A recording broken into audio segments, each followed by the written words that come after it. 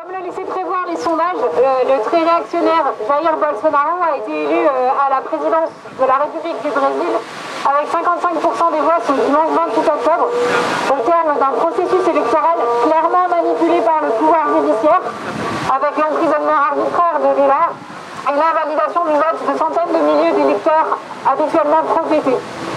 La victoire de Bolsonaro, elle annonce une période noire au Brésil, notamment pour les minorités sexuelles, pour les femmes, pour les militants politiques et pour les personnes racisées.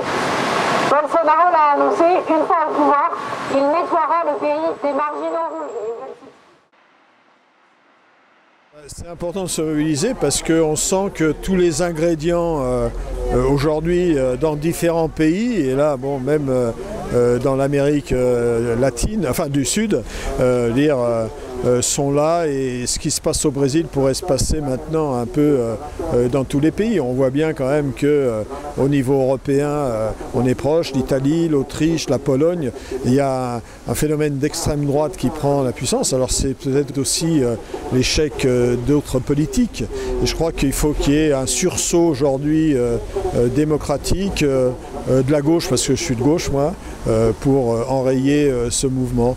Donc je suis très inquiet même pour notre pays. Après le premier tour, la censure et la répression ont sévi dans de nombreuses universités, tandis que les agressions se sont multipliées. Samedi dernier, un militant pro-Haddad a été assassiné par balle lors d'un rassemblement. Et hier, la police a réprimé une manifestation.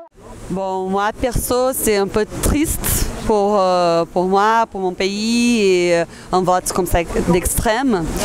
Mais il faut savoir que la situation au Brésil, c'est un peu très difficile en ce moment. Il y a une grande crise, comme vous savez, économique et politique, beaucoup de chômage. Du coup, je pense que c'est un peu un choix contre tout ce qui se passe en ce moment. Enfin, il faut savoir que le chômage il est énorme, 13 millions de personnes en ce moment, et surtout des gros problèmes de sécurité.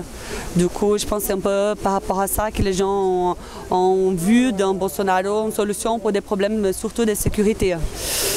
Un candidat qui défend un programme fasciste dans toutes ses dimensions est élu à la tête d'un pays comme le Brésil, qui a souffert pendant 20 ans d'une dictature militaire féroce dans les années 60 à 80. On ne peut pas ne pas réagir, évidemment, donc se porter complètement solidaire des travailleurs brésiliens, des femmes brésiliennes, des LGBT brésiliens, des populations noires brésiliennes, des Amérindiens brésiliens qui sont menacés déjà ces dernières semaines à l'occasion donc de l'élection elle-même, et bien plus encore dans les prochaines semaines et les prochains mois, par le programme de ce candidat fasciste qui a annoncé la couleur.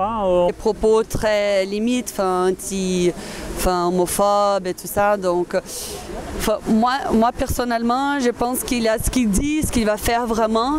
Il y a des commentateurs politiques, des journalistes politiques qui disent que bien sûr il a un discours pour gagner les élections et après un discours pour gouverner. Donc peut-être qu'il va pas, j'espère qu'il va pas faire ce qu'il dit.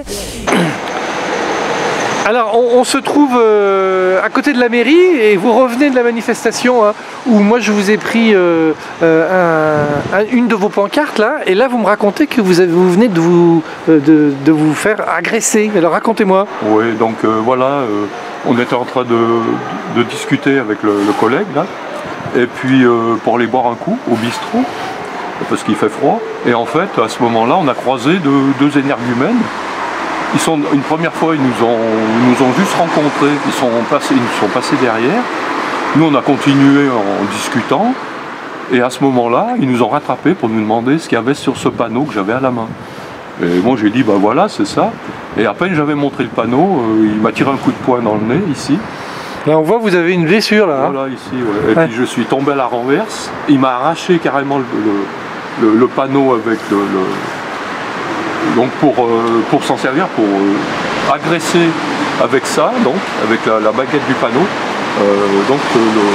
la main, il lui a tapé sur la main, donc il est tout enflé là. Et à partir de là, ils ont bousillé carrément la pancarte, le panneau, et ils sont partis. Donc les deux gars, quoi. Ils sont partis directement. Paire de lunettes qui est out. Ah oui. Là, les deux verres ont volé, c'est fini. C'est fini. Donc j'ai une paire de lunettes en plus à la clé pour ma paume. Voilà.